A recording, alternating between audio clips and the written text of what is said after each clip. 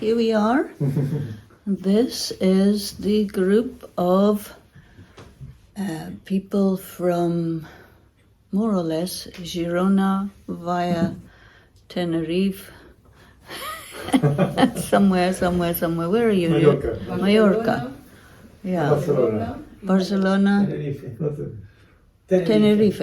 So we have all of Spanish-speaking world. Good. Okay, so now we were talking about the difference between the Hinduism before Vedanta and after Vedanta. So there is an expression, Vedic India, and this is generally thought to be the 5th or 6th century, but it's a little bit later. It's more like 7th and 8th centuries. Now, during this period, in Europe, there was something called the Dark Ages. And the Dark Ages corresponded to a huge natural calamity that had a global effect.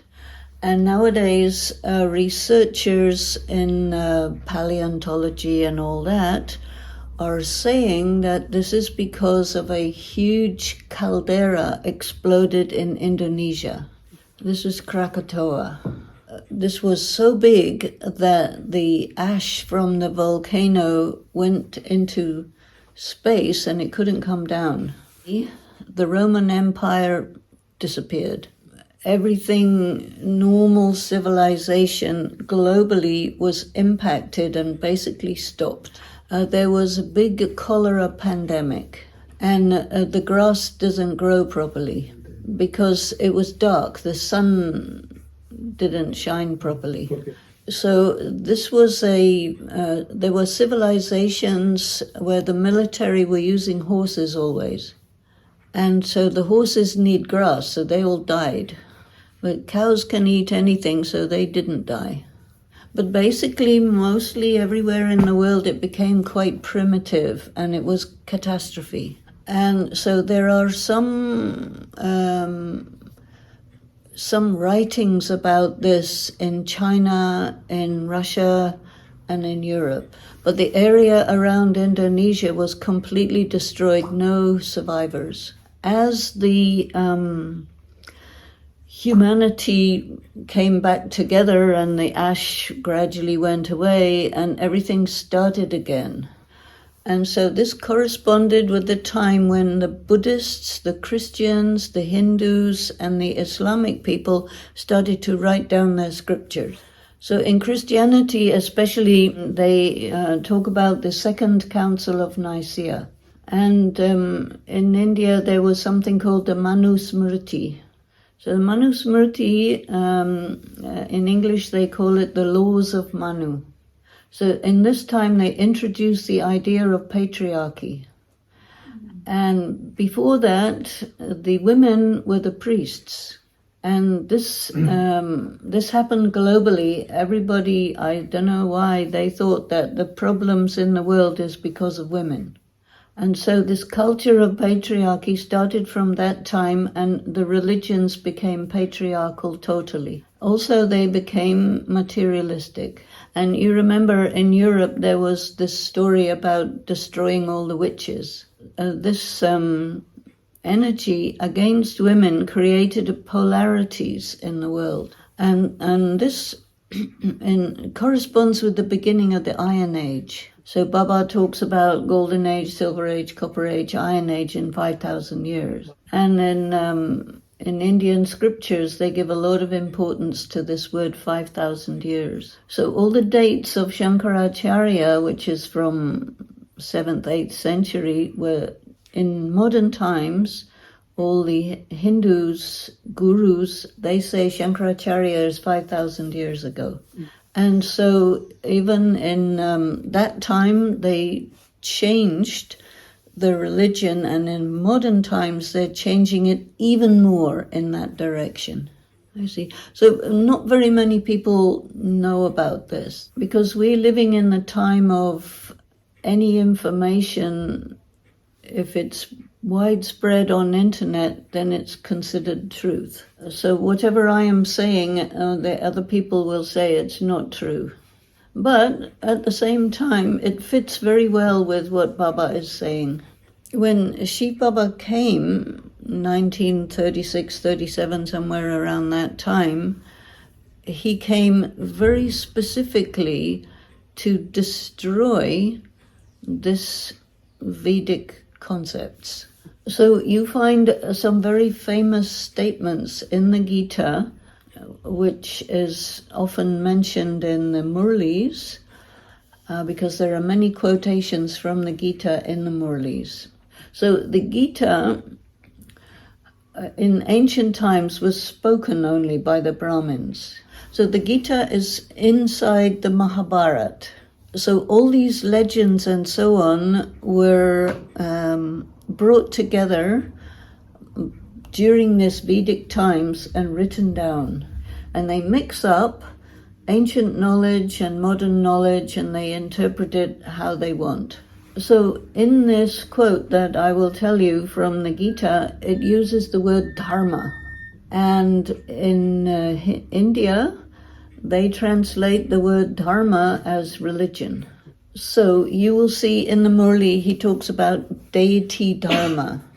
And then the BKs translate it as deity religion. But there's no such thing as deity religion. This word dharma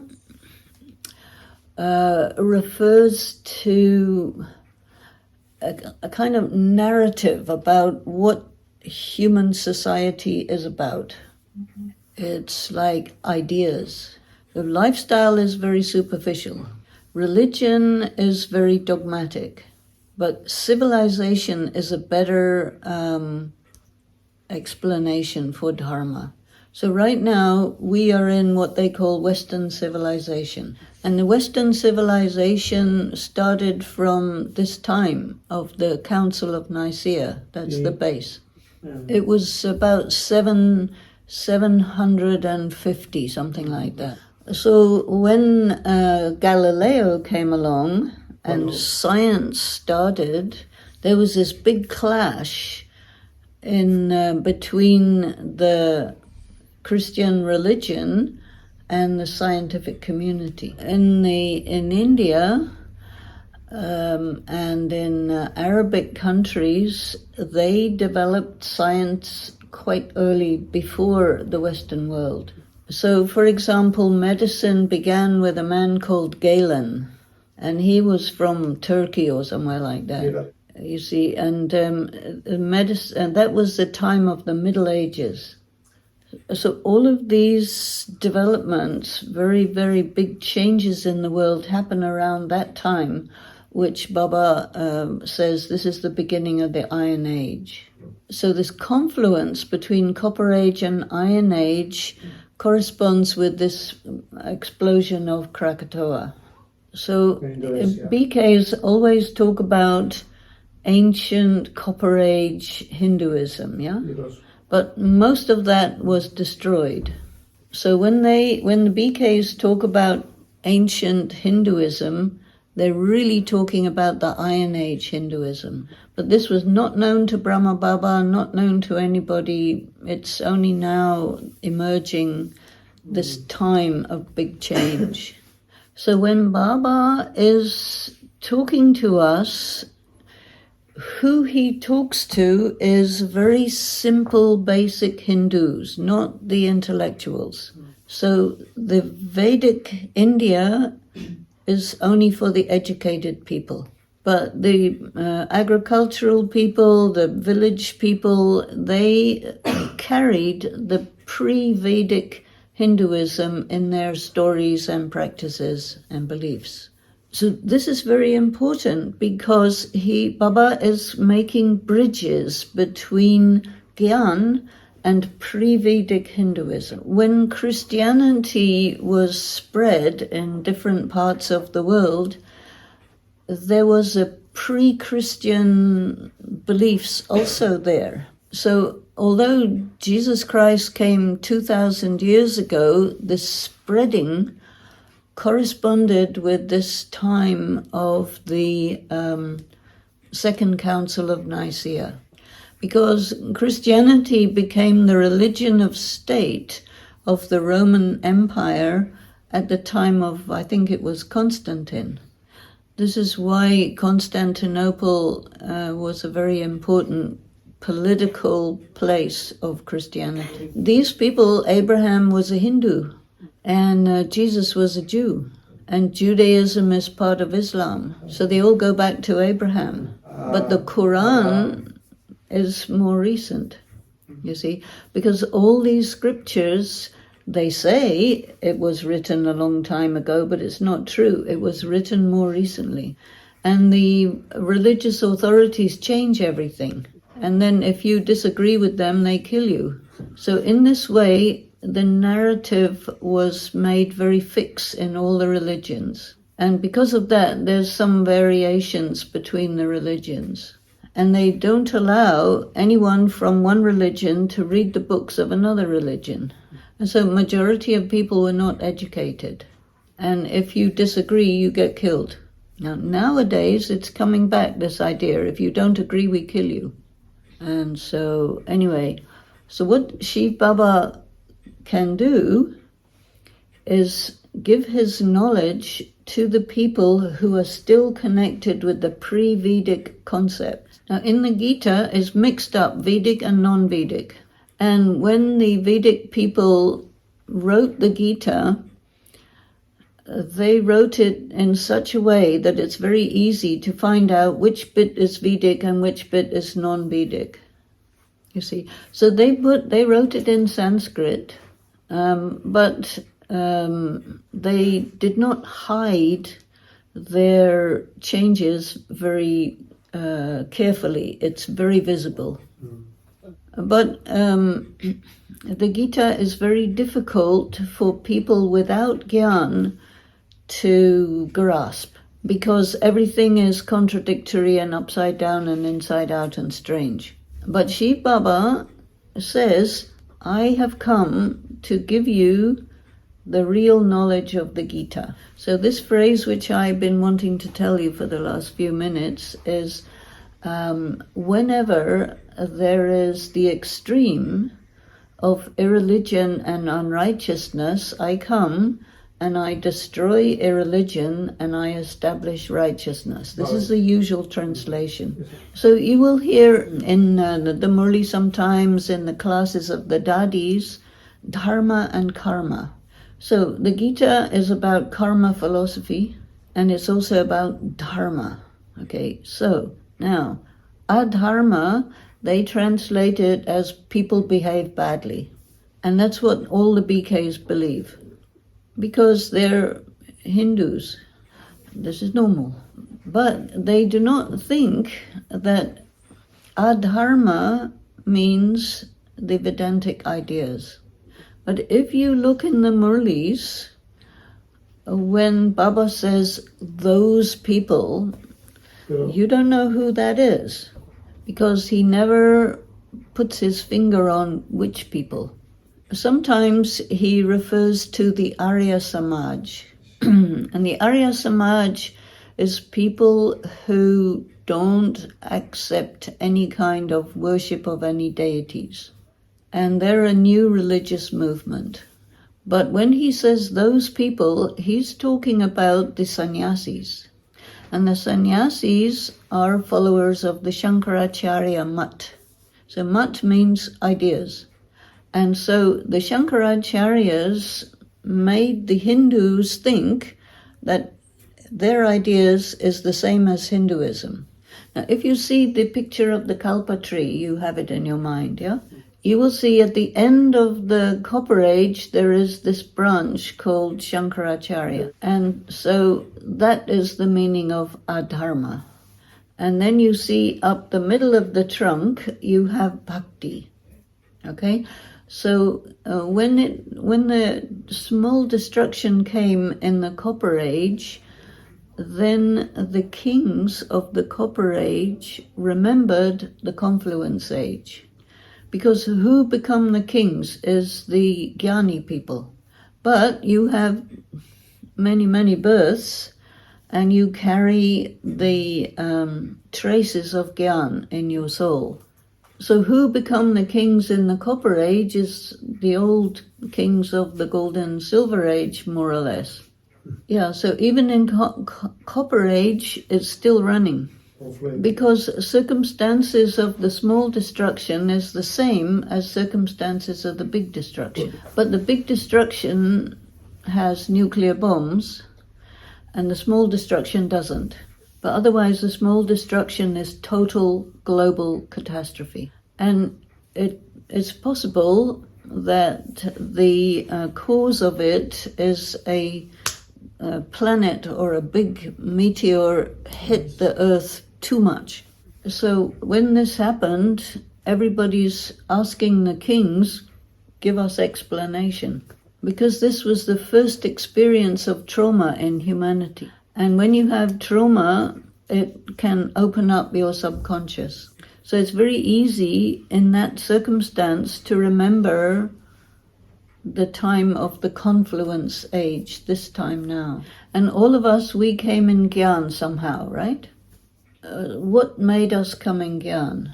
You see, destiny is fixed, and before it comes, it waves and says, hello, I'm coming. And so we found ourselves in Gyan.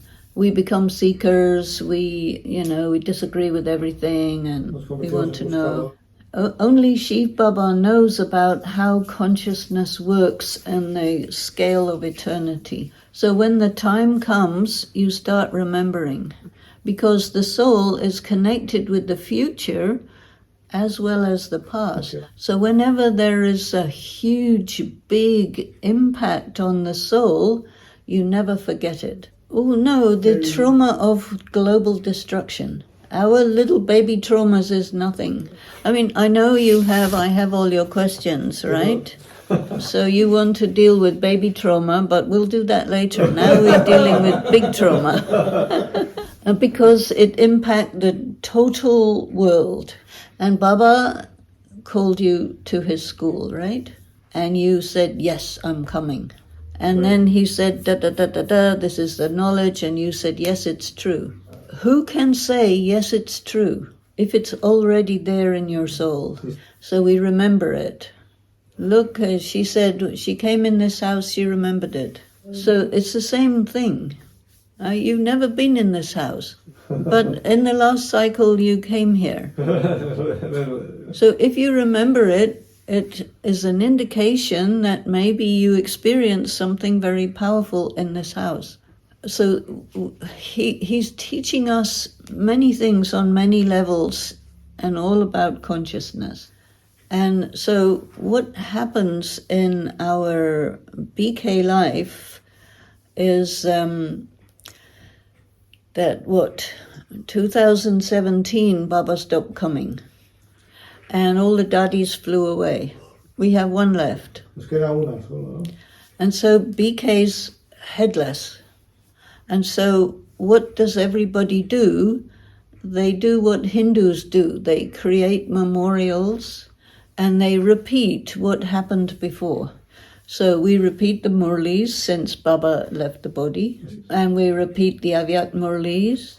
And this is why they do this worshipping with statues and so on and so forth. So in the Copper Age, the survivors of the small destruction who remembered the confluence age mix up a little bit of ideas with a little bit of memories, and they created all these legends and stories about these deities. So the uneducated village people of India and others carried these memories unpolluted. Then in the Iron Age, the Vedantic people polluted everything. And the religion before Christianity was about the same as normal Hinduism of the ancient time. You know, like in South America, they speak about pre-Columbian times, right? So all these ideas, brujas and everybody, the witches and the wizards and the magic and so on, this was all Copper Age material. And all this was destroyed by the Iron Age version of religion. And they broke the bridges But at the same time, the people who live through the whole cycle, they carry some memories. When we reach the Iron Age end, the religions are all Tamil Pradhan, so people don't have faith in them. And the religions are worried about disappearing. So at the moment, the religions are extremely forceful politically in order to maintain their existence. And this is causing the destruction of religion also. So religion is, on one hand, very forceful politically and falling apart at the same time. That's the same for Islam, the same for Judaism, the same for Christianity, the same for Buddhism, the same for Hinduism. Anyway, it's very, very divided. So when Shiv Baba comes, his mind is not a human mind. Now, Brahma Baba is a human mind. And so Brahma Baba thinks like a human. And Shiv Baba doesn't. So Shiv Baba has to control Brahma Baba. And then Brahma Baba has to figure out some sort of interface between the people and Shiv Baba. So in the Murlis, you have quite a lot of statements from Brahma Baba, and you have not so many statements from Shiv Baba. And so this is why Baba says, whatever is said in the Murli, think that it is Shiv Baba. Because otherwise BKs, they will argue all the time. And this is, a characteristic of people from India is arguing. So Baba taught these things mostly to women, because women are trained from birth, don't argue. Also, in the Hinduism of the 1920s, 30s, like this, the women had the duty to maintain bhakti, rituals, stories, and beliefs. And mostly women are not allowed to get educated. So the bhakti is carried from grandmother to daughter to granddaughter, etc. It goes through the women. And the men get educated, and so they know more about Vedanta, and the women know more about the ancient things. And then the gurus speak, and they don't have question answer or nothing, they just speak. And then there are also lots of Brahmin priests who are not educated, and they're also carrying the ancient Hinduism. And so it survived in spite of the Vedic influence. And you see, the men, they have in their education influence of the Vedas, but from their mothers and grandmothers, influence of the ancient stuff. Plus, India was under 700 years of colonial dominance from Islam. And if you don't accept Islam, we kill you. And so through the mothers, the ancient stuff was held secretly, you see. And then 200-300 years dominance of the Christians. So the education system in India is Christianity based, because the principle of colonialism is to destroy your culture. And so the Hindus, especially the agricultural people, they developed this extremely strong resistance to external religious and political dominance. Colonial influence, which is a political and a religious influence, a cultural influence. So this sanskar of resistance is very powerful in Hindus. So when Shiv Baba comes and talks to Hindus, he encounters this resistance. So all the men are against it, and they control the women, and so they give the women a lot of hard time if they want to do something different. But Shiv Baba has a very good system which is called visions. And these visions, he would give people experiences which would touch these ancient beliefs. And so all of their sanskaras of ancient Hinduism come, because a vision will carry you into a different identity.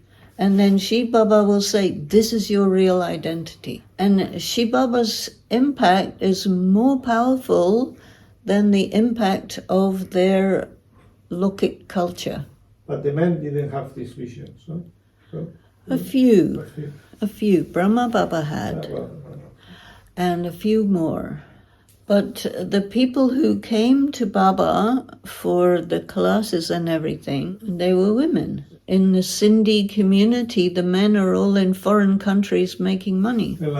And so they went to England, Indonesia, Hong Kong, Africa, wherever you can make big money. And many of them were in the gold business, and many of them in banking. And the Jantiban used to say that the Sindhis and the Jews have a lot of similarities in their business practices. Mm-hmm. So Shiv Baba wants to establish a new religion. Both, no, Jews and Sindhis, they lost the land, no? The Sindhis didn't lose their land, but the land was a bit small and it was a bit desert. You can't make business there. But when was the partition? No, but this is before partition. Yeah. Because partition was 1947. Yeah. And this was 1910, 1920, 1930, 1940. So the concept of the corporation started in 1910. So Shiv Baba needs lots of money for his work. And so he uses the Sindhi community for this. Because if we did not have the Sindhi money, we could not reach where we reached. Shiv Baba's confluence age is short, more or less 100 years. And I told you Christianity could become global only when it became the state religion of the Roman Empire. So in partition, India was split into two sections, actually 3 sections, but basically 2 sections. Yeah. And so in Islam, Pakistan decided to be a Islamic theocracy, which means they're using Islamic law to run the country. And so religious law is a lot harsher than democratic law. And India decided to be a secular democracy. Now Modi is changing that. And he belongs to a political party since his childhood, which is Hindu nationalist. And if you see now Modi is having a big election campaign, he is likely to win a 3rd term. And if you see his campaign, he's always surrounded by many sannyasis. And also in the circumstances of this, there is disagreement about buildings, whether they are mosques or temples. Because the ancient Hindu temples during the time of Islamic colonialism, they were destroyed and mosques were put in that place. And so these Hindu nationalists, from time to time, they will destroy the mosques. And so this tension between Hindus and Muslims in India is increasing. And India and Pakistan are enemies. Now, in India, there is the largest population of Muslims in the world, I think, is in India. Roughly 20%. And India has 1 billion people. So 20% of 1 billion is quite a lot. Yeah, so Baba has said that there will be a civil war between Hindus and Muslims that will be the destruction in India. So this election is going to increase the tension. So this is because of the interest in Hindu nationalism. And one of your questions is, what should we do with centers since there's hardly any foreign Brahmins coming? And so we're seeing that this is a phenomenon that the BKs is becoming more and more Hindu-centric. So you will see in the BKs in London, things to do with Hindu bhakti are becoming more and more prominent. So the Hindi class is getting bigger and bigger, and the English class is just the same. In United States, it's more and more Hindu-centric, very, very few non-Hindu BKs. Generally speaking, you can see there is a tendency for the BKs to be reintegrating into the Hindu world. And this is very normal. The same track you will find in many of the new religious movements that come from India, like Maharishi, and they all do the same thing, Hare Krishna, all the same. Because when they begin, they become famous only when they have foreigners, and especially celebrities. So, for example, the Transcendental Meditation became famous when the Beatles went there. And the Hare Krishna also. So now Hare Krishna is 100% Hindu, you see. So all of these movements are going in the same direction. BK is also going in that direction. So for me, I see a difference between the BK organization and Shiv Baba's Yagya.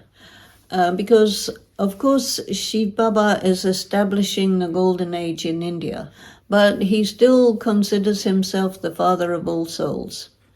And so he has in his system of establishing a new civilization, he has sent some high-level golden age souls into other cultures and religions and nationalities.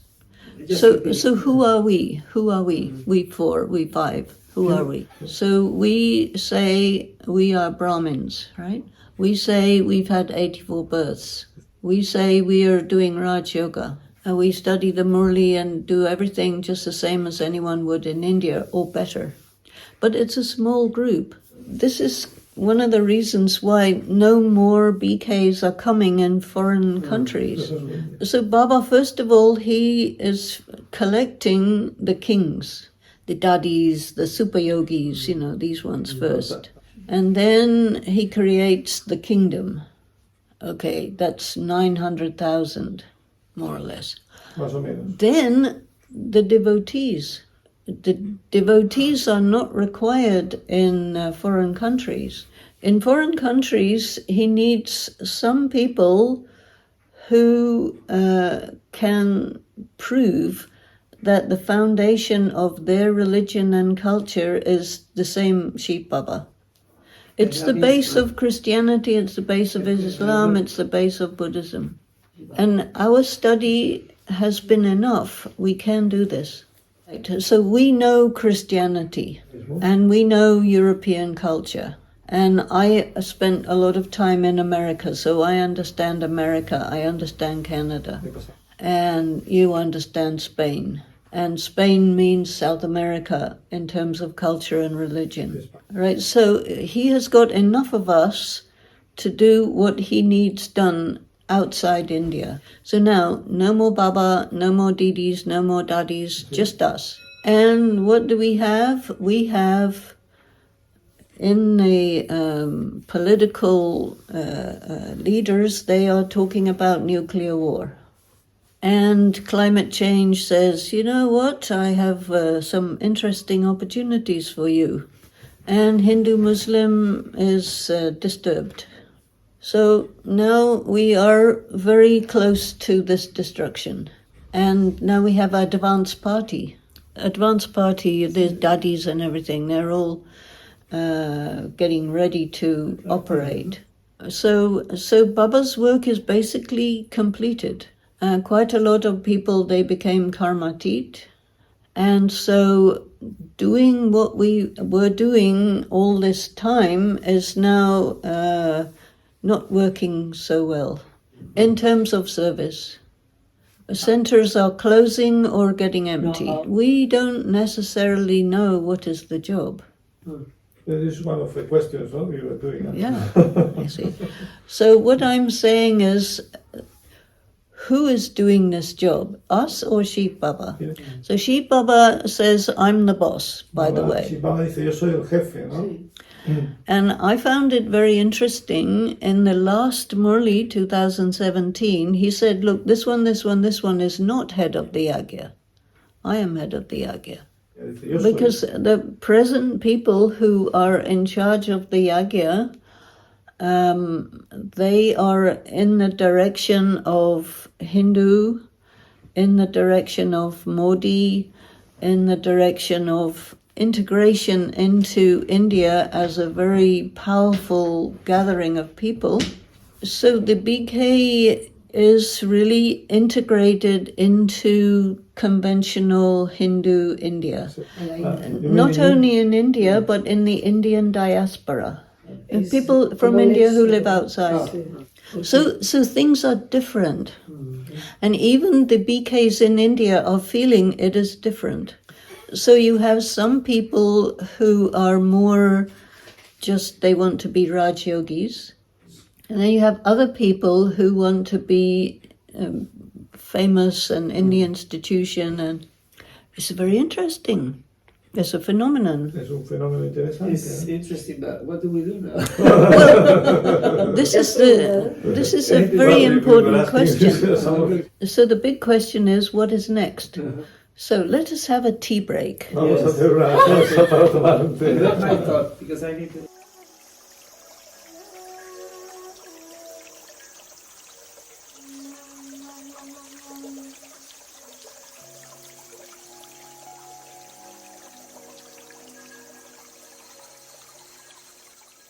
Om Shanti. So this is second session of Spanish group from Mallorca, Tenerife and Spain. So we have a number of questions. And so the first one is, sometimes we find resistance to face our own shadow. Maybe we fear the experience of darkness, and because of that we suppress some feelings and emotions. So you have put the word maybe in here, which means you have to tell me, do you fear or do you not fear? To face, to experience darkness. Are you afraid of the dark? Anyway, you do not fear the darkness. Do you fear it or not fear it?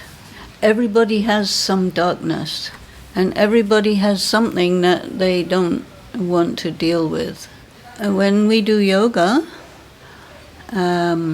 properly, we open up the door to the subconscious, and the monsters come and attack you. And so when you begin Raj Yoga, you do not experience this. It comes later. And it may come in many different forms. One form is it comes from the inside. Another form it comes from the BKs. And it comes from the circumstances. It can come from illness. It comes from your Lokik family.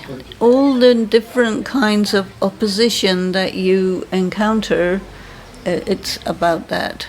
The Gita is in the context of war. And Raj Yoga is also in the context of war. It's an inner war. And so you are sometimes given the title, you are the warriors. And so you have also weapons. And so you need to become skillful in the use of your weapons. And the BKs will do everything possible to prevent you from becoming skilled in the use of your weapons. Do you understand this? More you have good yoga, more there is trouble. Yeah, if you become a very good yogi, they will not like it. Because war is about competition. This BK practice is a competition to become the number one out of 5.5 billion. You know, Baba says the biggest problem is lust. There are two kinds of lust. One is lust for the human body, and the second one is lust for power. And the desire for power is a very big thing in BKs. So if you look like very powerful, then you will meet this monster. If you look like not very powerful, it will not bother with you. So first question, ask yourself, I am powerful or not powerful? Important question. You are powerful, right? You are powerful. I don't know. Well, your name is Fuente Santa, so that's pretty powerful. No, I mean fluctuation is day to day, but fundamentally you are powerful. I think, yeah, there's power. Right, that means this is relevant. Yeah, because you need to understand that you will come under attack from BKs, from Lokik, from circumstances, from your body, from your mind, from your sanskaras, etc. So when it comes, it gives you practice how to work with your weapons. No, you don't need to be violent, but they will be violent. So there is some other definition of Maya different from the 5 vices.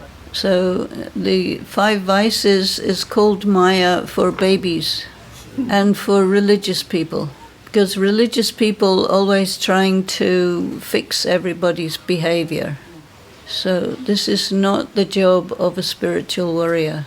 Greed, anger, lust, attachment, ego, you can handle all that because you can recognize it and you have the possibility to control it if you want. You control it if you want, you don't control it if you don't want. It depends on you. So this comes from the Vedanta type of philosophy. Okay, but the other one is different. The other one is the ancient one. So in the ancient definition, Maya comes in the form of attraction and terror. Attraction means bribery and corruption, and terror is torture and assassination and all that. That is Maya. This is Maya. Because then you have to defend yourself. And you have to have no price, that nobody can buy you. So this is the real enemy. Terror means... Terror doesn't happen in Brahmin world.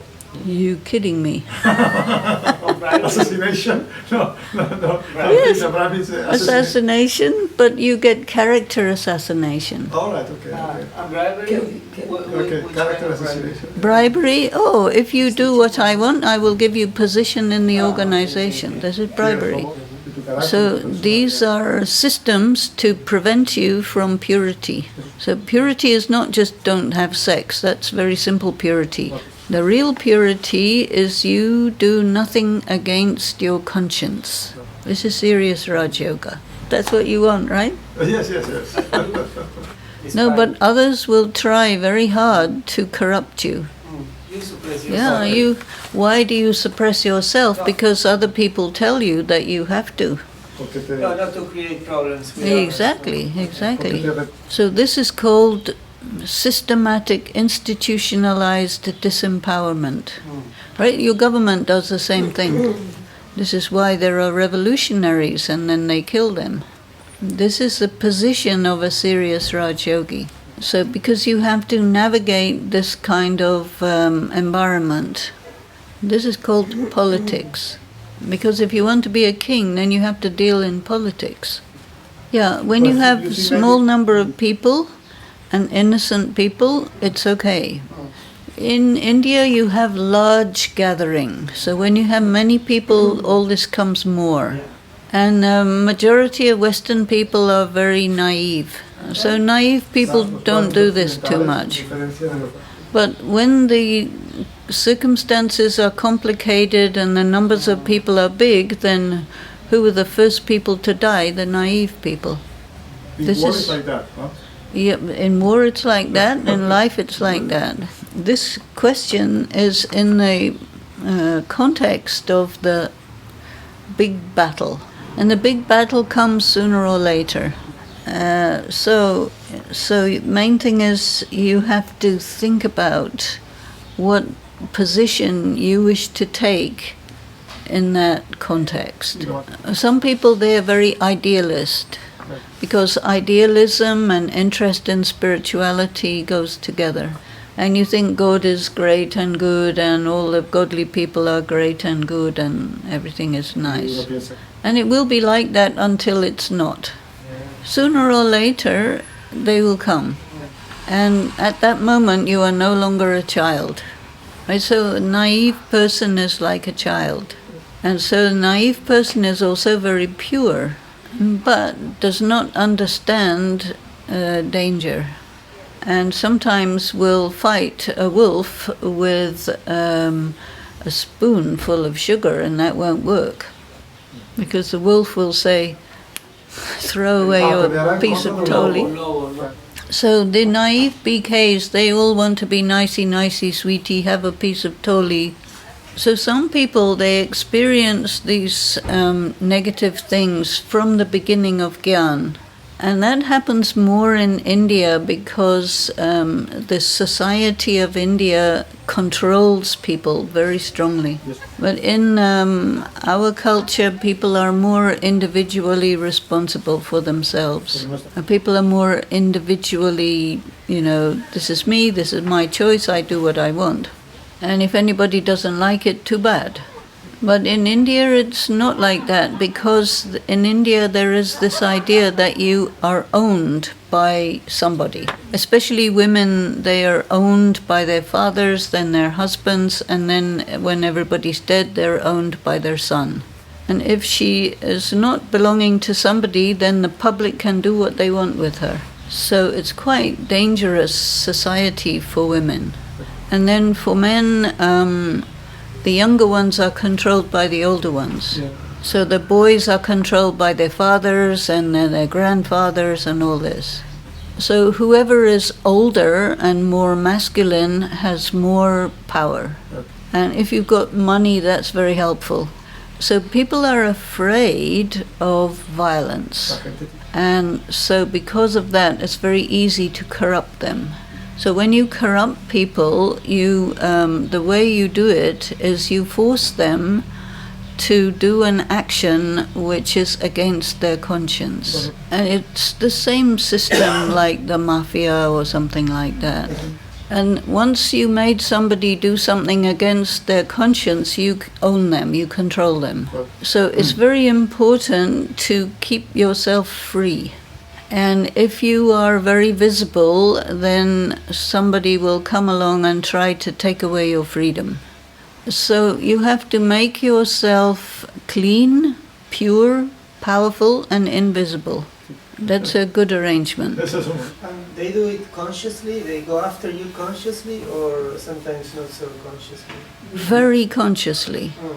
But they will lie to themselves and say, no, I didn't do anything. And when you are like that, you convince yourself that you are good, but they deny their reality. It's like a sociopath. A sociopath is more dangerous than a psychopath. Yeah, because he is absolutely convinced that he's the best person in the world. Is that narcissism? Like narcissism? Yeah, like that. Because if a person is really motivated by negativity, they cannot face themselves. So these people, they have this role in drama to fight against the pure BKs. Because the pure BKs are very naive and they don't fight. So if you see the Gita, the whole Gita is all about God saying to Arjuna, would you please fight? And the whole Gita, Arjuna saying, no, I can't fight because this and that and the other. He gave 1,000 reasons. And by the end of the Gita, finally he says, okay, I'll fight. And not just fight, but kill. At the present time, it seems to be relatively okay for some, because it's very, very important part of this process to make everybody think that you are wonderful, marvelous, and fantastic. Okay. Because if they don't think that, they will kick you out. If the public, the other BKs, do not think that you are wonderful, marvelous, and fantastic, they will get rid of you. So your weapon in this respect is power of discernment or power of discrimination. Poder en esto. So you need to know very clearly by your third eye Necesitas who saber is clean and who is not. Because clean people are not trying to look good. They are not trying to hide anything. So they are just free and easy. Very easy for some people to say bad things about good people. And for people to say bad things about good people. This is easy. Because good people, in that sense, good people, clean people, they're also powerful. So if you are powerful, you do not have a lust for power. So we have to become colorless, genderless, cultureless, all this. Because all this sanskaras that we have is from culture. And it's a patriarchal culture. And BK is extreme patriarchal. Because the culture of India, the religious culture of India with the Vedas and the Manusmriti and all of this is extreme patriarchal. And BKs are studying Gyan from Shiv Baba, but they are strongly influenced by this thing called the Vedic culture and the Manusmriti culture. And so they do everything possible to disempower the sisters. And then there are some sisters, they are called, in my vocabulary, patriarchal women. Because in the patriarchal system, there is a special arrangement that the patriarchy, the male patriarchy, will select a powerful-looking woman and will corrupt her. And how they corrupt, they say, we will give you this much power, and in exchange you control all the other women and keep them weak. So many of the BK sisters who are called center in charge or whatever, any kind of in charge, they are vulnerable to this kind of corruption. And at the same time, they may be actually spiritually weak. And so they have a desire for power, lust for power. You have to look at yourself and ask yourself, am I powerful? Am I powerful means, do I desire power or am I powerful? So people who desire power are weak, but they give impression of being very powerful. how you, because this can be very deceiving, no? So how you Very really, deceiving. how you really identify this? Well, your power of discrimination is gradually sharpening over time. Okay. But even then, you see, what Baba calls Maya will find a way to attack you. Means as you go along the path of yoga, everything becomes more and more difficult. More subtle, more difficult, more problematic, more crazy making. More crazy. Crazy make you crazy. Yeah. But the most important in this is you need a sense of humor. Very, very necessary, because actually it's a big joke. Because you have to remember always, you know what, I'm a soul. What is a soul? It's a very deep question. Nobody can kill you. Nobody can corrupt you. Nobody can break your spirit. But they will try. So you have to remember that it's not possible. And one of the very interesting phrases in the Gita is nobody is capable of destroying the indestructible. That means they will try. And if you forget that you are a soul, and their behavior will trigger your emotions, then you get defeated. And it becomes more and more and more subtle. And Baba is watching, laughing. And even in the Gita, in many instances, God is laughing at Arjuna. Because Arjuna gets upset about many things. So Baba says very often, we are Arjuna, so we get upset about all these things easily. So it's this long conversation between Krishna, which is actually Shiv Baba, and Arjuna, which is Brahma Baba, or which is any of us. So this question is a very good question, because on the surface we are not afraid. But you go deep and deep and deep, and then you start to find some areas where you are afraid. And different people are afraid of different things. In India, one of the most important things in that culture is the fear of losing face. They expose your badness. This is a big, big problem. Yeah, so because of this, people will do anything and everything to look good. And even in Western countries, the higher you rise in terms of position, the more dangerous it is, because somebody will know something about you that you don't want anybody to know. If you know too much, somebody will kill you. This is war. Dangerous. But if you are immortal, it's not a problem.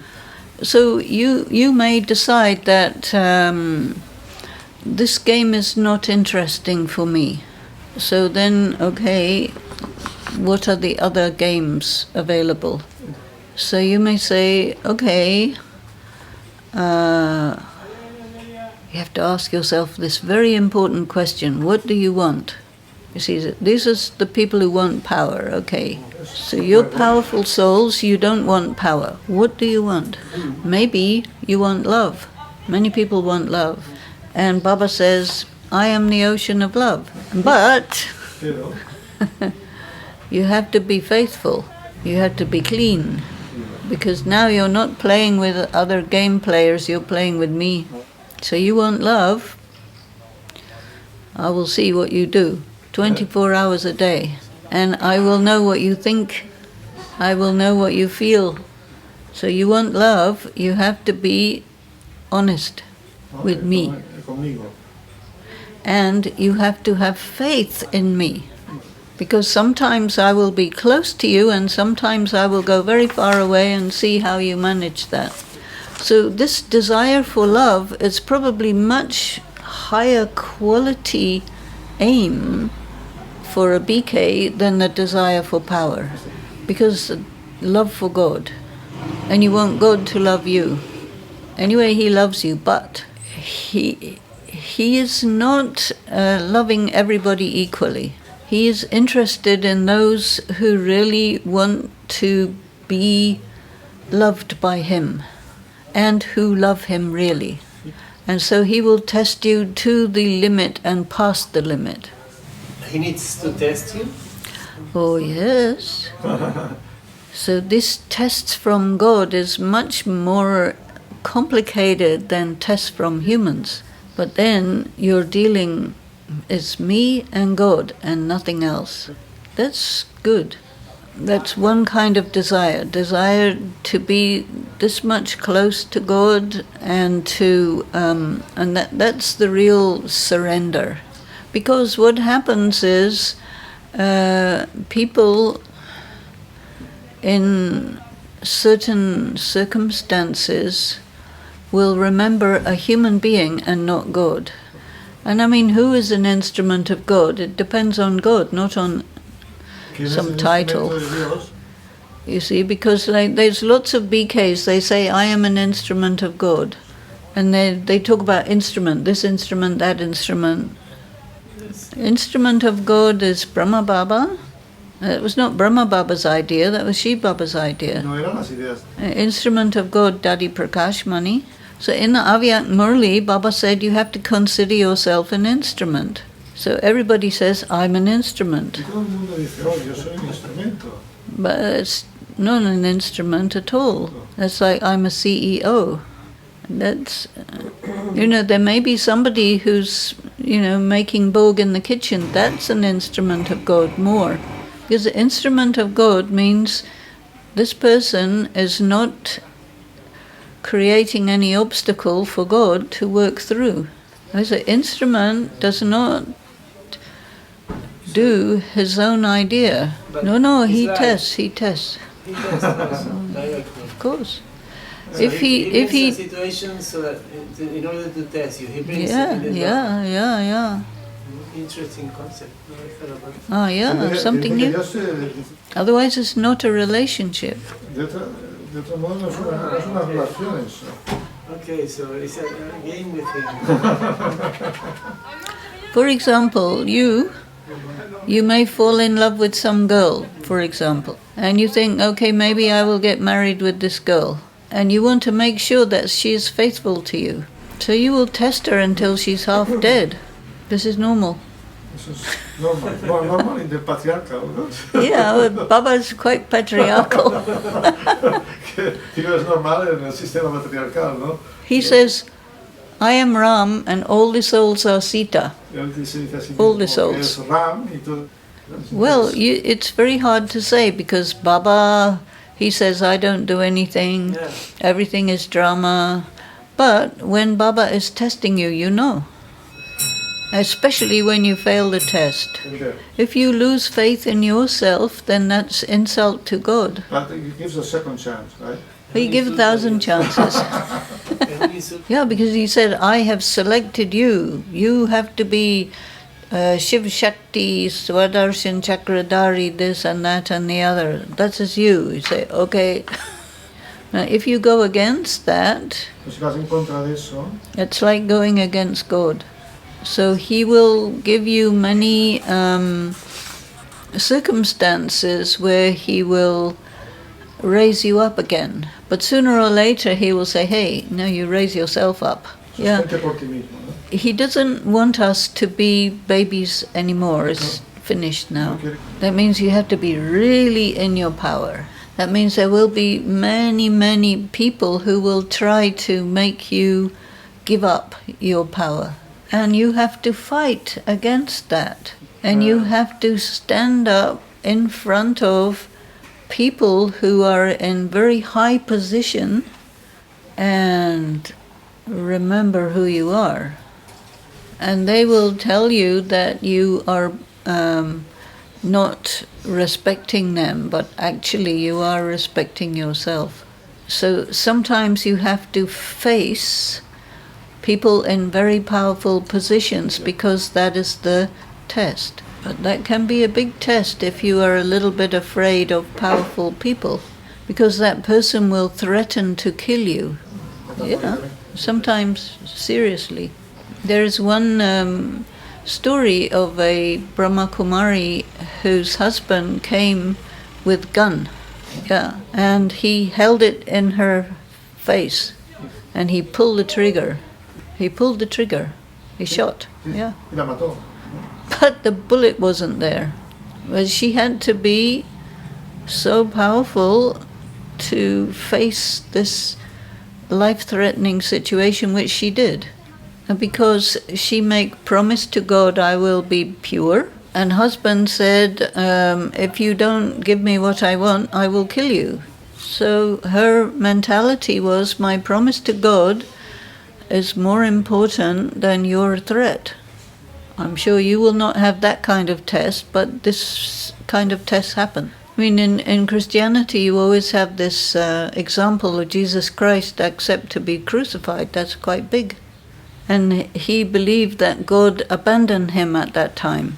And so Shri Baba tell us, no, actually it was the soul of Christ that has to go because he cannot be crucified. But Jesus don't know the difference between Christ and God.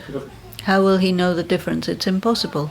Only God will know the difference, but anyway, he passed this test and he became most influential soul in the world, right? Because there are more Christians than anybody else. But sometime Baba has said, my favorite people is Brahma, Saraswati, Christ, Buddha, and Abraham. And then we belong somewhere or another in the world.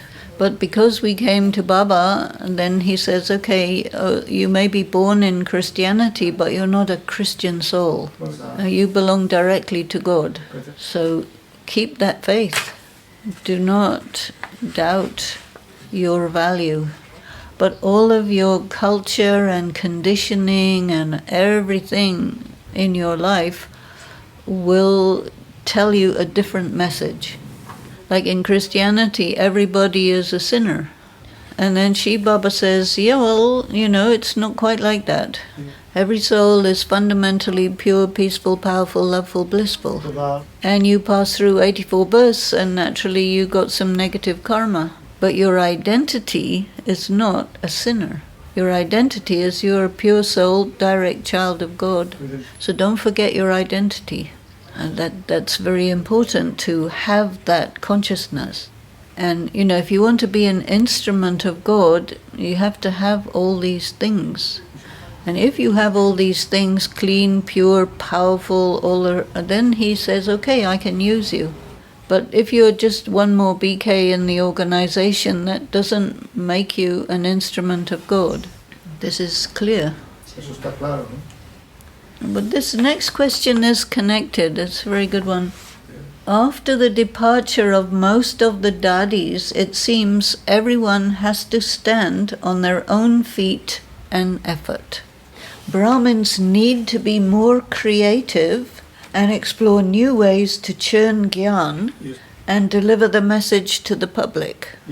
So these two sentences are not connected with each other. The first one is better. After the departure of the dadis, everyone has to stand on their own feet and effort. This is correct. Brahmins need to be more creative and explore new ways to churn gyan and deliver the message to the public. No, that's not our job. That's not really service. But Brahmins need to learn how to churn, because they don't know how to churn. And so when they make new ways on top of the old ways that they don't know, it's further away from Baba, do you see? How to churn. This is what we are doing. This is why you came. Why is this word churn used? And this is an agricultural word, and this is connected with cows. So he says, you are cows. Okay, we say, all right, we are cows. So he says, I am giving you grass. So what does a cow do with grass? He spends the whole day chewing on it. And humans eat like this, but cows eat like this. So then they swallow the grass. So it's partially digested in the mouth with the saliva, and it's cut into small pieces by the teeth. Then the cow has 4 stomachs. We have 1. So this grass goes through these 4 stomachs, getting more and more digested. And this grass takes the form of milk. So the milk comes out of the cow, taken by the human, who then has a bucket of milk. Now, a good cow will give you 18 liters of milk per day. So you've got 18 liters of gyan, then you have to churn this milk. And churning is done by a particular wooden instrument, and this is called a paddle. So it rotates backwards and forwards, and you have to keep rotating until the fat and the water separate. So the process of churning gyan is a removal of the water. So once they've separated the butter and the buttermilk, then that butter, they have to cook it, because they have to remove more water. And in the end you get pure butter fat. Right, so that is churning. Ghee, that is the ghee. That is ghee. So the water is the packaging. So Baba says the swan can separate milk and water. So the swan is symbolic of the spiritual intellect. So churning means you take the murli and you rotate it until you get the pure essence. Now, no BKs do this. They don't do it. They take a little bit of the murli and then they go off somewhere else. And they do wonderful lectures that have no connection with Gyan. Yeah. And they call that churning. It means you have to extract the essence from it. So if you have a field of lavender and you want to take the lavender essence, you have to burn the lavender, and then you get the essence in a bottle 1 liter, and you throw away 100 meters of lavender plants. You see, because in the murli contains all sorts of things. which is, I call it packaging. The BKs cannot understand pure knowledge, not possible. So it's in the context of Hindu bhakti, and then they can handle it. And then you have to squeeze it until all the Hindu bhakti is gone and you get just the pure essence.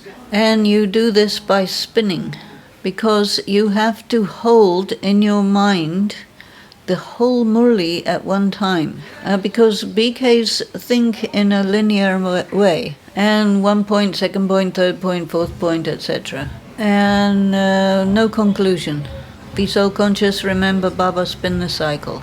If you churn the Murli and you get the essence, it's equivalent of alcohol, right? So when you drink that alcohol, you get intoxicated. You must have points which are not connected with each other to churn, because then you find out the bridge, and this will give you intoxication, because your mind wants something new. Otherwise it says, So Shiv Baba will put everything that doesn't fit together and say, okay, work with this. And when you do, then you find how it is, the connection, the essence. This is called the soul of the Murli. So you have to read each Murli 100 times. And I read it only in Hindi because I don't agree with the translation. So that's just me. And I don't know if you can do it with the translation, because the translation is filtered through the mind of somebody who is not God. But if you are connected with Baba, the problem of translation will automatically go away, because Baba will make you hear what he wants you to understand. But because I know Hindi and this and that, so I like better the Hindi Murli. And because there's a lot of wordplay and so many games he plays in the Murli and so much poetry and so on, which the translators cannot really show. And sometimes the translation is incorrect. But Baba will fix your mind so that you, even if it's incorrect, you will get it correctly. And this is a proof that this is God, because he is not limited by the BKs. That is amazing. Yeah, we'll have a little break.